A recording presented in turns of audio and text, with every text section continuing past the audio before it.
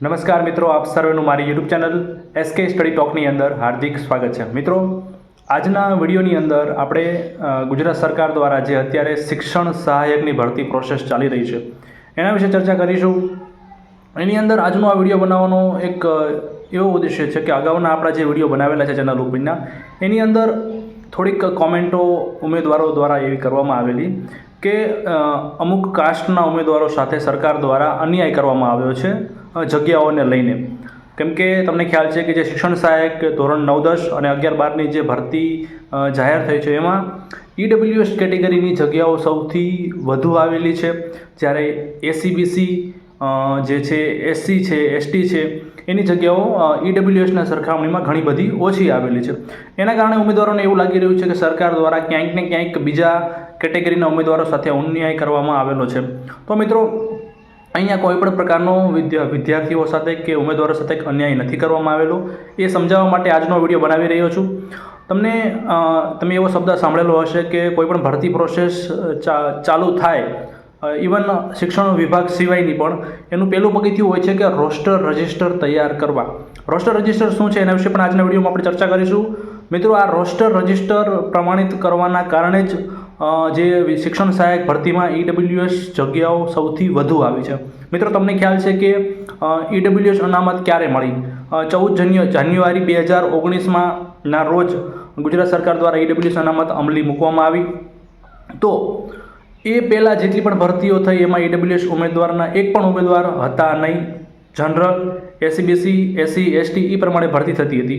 ટૂંકમાં સરકારે નવી અનામત દાખલ કરી એટલે એના જે રોસ્ટર રજિસ્ટર છે એની જે જગ્યાઓ છે એ ખાલી હતી. એ પછીની જે ભરતી છે એના પછીની જે શિક્ષણ સહાયકની ભરતી છે એના કારણે રોસ્ટર રજિસ્ટરો જેટલા પણ રોસ્ટર હતા EWSના મોસ્ટ ઓફ ખાલી હોવાના કારણે હાઈએસ્ટ જગ્યાઓ EWSમાં આવી. મિત્રો, રોસ્ટર રજિસ્ટર શું છે? તો રોસ્ટર રજિસ્ટર તમને એક ઉદાહરણ દ્વારા સમજાવું તો ઉદાહરણ તરીકે કોઈ પણ એક જિલ્લો છે, ધારો કે બોટાદ છે. બોટાદ જિલ્લાની અંદર કેટલા શિક્ષકો, દરેક શાળાની અંદર કેટલા શિક્ષકો કાર્યરત છે, કુલ કેટલા શિક્ષકોની જગ્યાઓ ખાલી છે, કુલ કેટલા શિક્ષકો મળવાપાત્ર છે, એના આધારે એક મહેકમ તૈયાર થતું હોય છે. અને મિત્રો, દરેક જિલ્લાની અંદર જાતિ વાઇઝ, ઉદાહરણ તરીકે કોઈ એક શાળા છે એ નંબરની, એ શાળાની અંદર એક શિક્ષક જે છે એ જનરલ કેટેગરીનો છે, બીજો ઉમેદવાર ધારો કે કોઈક ST કેટેગરીનો છે, તો ત્રીજો ઉમેદવાર કયો કેટેગરીનો આવશે એ પણ ફિક્સ હોય છે. મિત્રો, એ રોસ્ટર જે ક્રમાંક હોય છે, રોસ્ટર રજિસ્ટર હોય છે એના દ્વારા નક્કી થતું હોય છે.